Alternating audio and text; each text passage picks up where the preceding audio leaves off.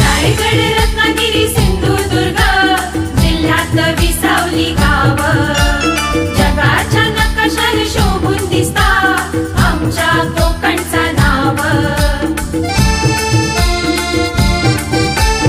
रायगड रत्नागिरी सिंधुदुर्ग जिल्ह्यात विसावली गाव जगाच्या नकाशाने शोभून दिसता आमच्या कोकणचं नाव।